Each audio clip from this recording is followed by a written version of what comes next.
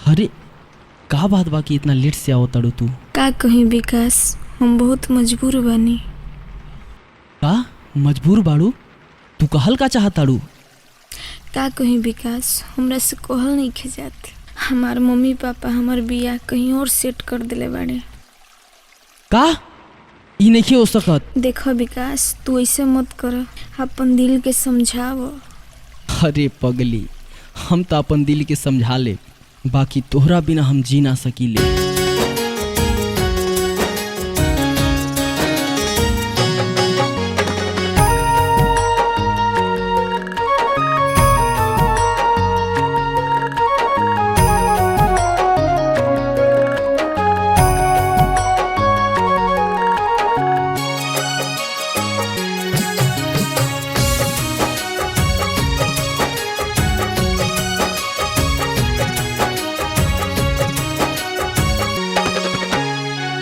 हथवा में मेहंदी लगा के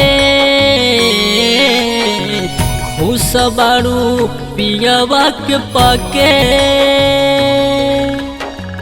खुश बारू पियवा के पाके। हथवा में मेहंदी लगा के खुश बारू पियवा के पाके। तू चल जइबू जियते मुइबू प्यार के लेटर फारी, बैठलू डोली में ससुराल के। ले ले जा रे पगली दिल निकाल के, बैठलू डोली में ससुराल के। ले ले जा रे पगली दिल निकाल के।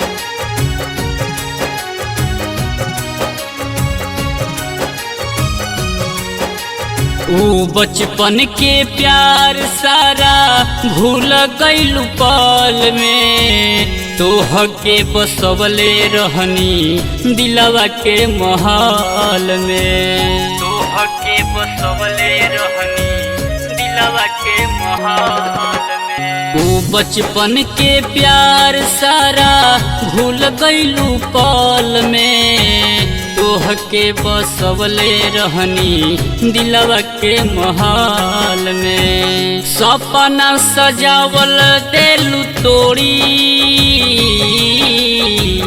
यारवा के हाथ देलू छोड़ी। चुप नहीं रहब, लोगवा से कहब यार फरेबी बाड़ी। बैठलू डोली में ससुराल के। ले ले जा रे पगली दिल निकाल के, बैठलू डोली में ससुराल के। ले ले जा रे पगली दिल निकाल के।